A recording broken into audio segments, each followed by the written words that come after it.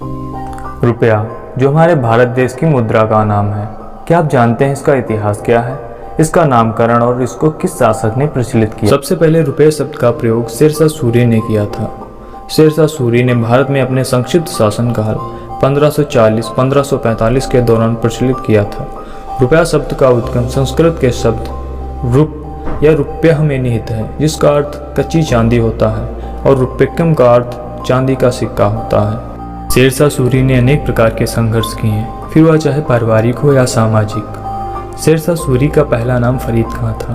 फिर एक दिन शिकार करते वक्त उसने शेर को तलवार के एक ही वार से मार दिया, जिससे प्रभावित होकर सुल्तान मोहम्मद ने उसे शेर खां की उपाधि दी।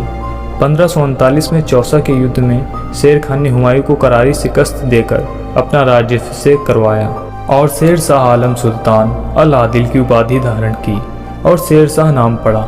उसके गृहनगर का नाम सूर होने से उसे सूरी कहा जाता था। शेरशाह सूरी ने अपने शासनकाल में अनेक सुधार प्रबंधन किए। उनमें से एक मुद्रा सुधार था। शेरशाह व्यापार, संचार साधनों के विकास पर विशेष ध्यान दे सके, इसके लिए उसने मुद्रा सुधार किया, जो आर्थिक विकास के लिए जरूरी था। उसने पुरानी खोटी मुद्राओं को प्रचलन से हटा दिया और उसके स्थान पर नई सोने, चांदी और तांबे की मुद्राएं चलाई, जिनमें चांदी का रुपया, जिसका भार 178 ग्रेन लगभग 11.534 ग्राम था। ग्रेन एक अंग्रेजी तौल है जो एक जौ के बराबर होती है, और तांबे का दाम, जिसका भार 380 ग्रेन था।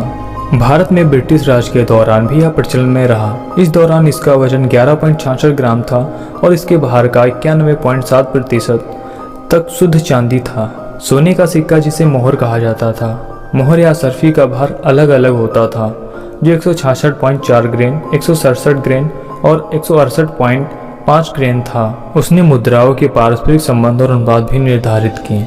एक चांदी का रुपया 64 दाम के बराबर होता था और रुपये के 1/2, 1/4, 1/8, 1/6 भाग भी थे।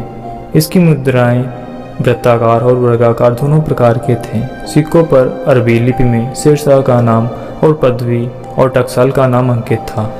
टकसाल उन कारखानों को कहते हैं जहां पर सरकारी आदेशों से मुद्रा निर्माण होता है। टकसालों की संख्या 23 थी, जो मुख्य टकसाल आगरा, ग्वालियर, उज्जैन, लखनऊ, सहसराम, आबू और खग्गर में थे। शेरशाह का मुद्रा सुधार स्थायी सिद्ध हुआ। 19वीं शताब्दी के अंत में रुपया प्रथागत ब्रिटिश मुद्रा विनिमय दर के अनुसार 1 शिलिंग और 4 पेंस के बराबर था। वहीं यह 1 पाउंड स्टर्लिंग का 1/15वां हिस्सा था।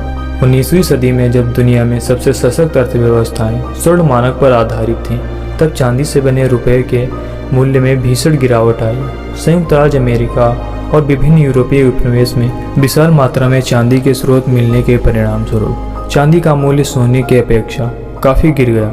अचानक भारत की मानक मुद्रा से अब बाहर की दुनिया से ज़्यादा खरीद नहीं की जा सकती थी।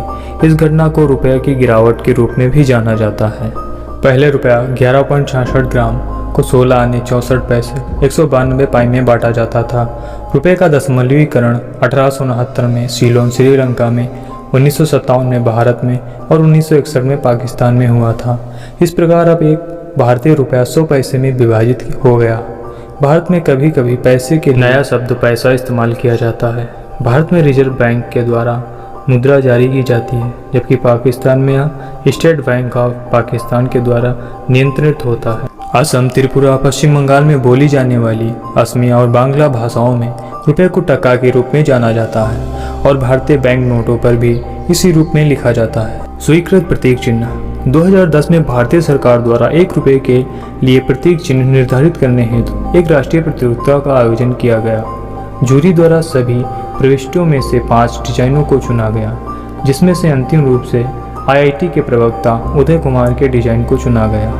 ये था रुपये का इतिहास। अगर आपको वीडियो अच्छा लगा हो तो चैनल को सब्सक्राइब करें, लाइक करें और ऐसे ही इतिहास के अमेजिंग फैक्ट जानें।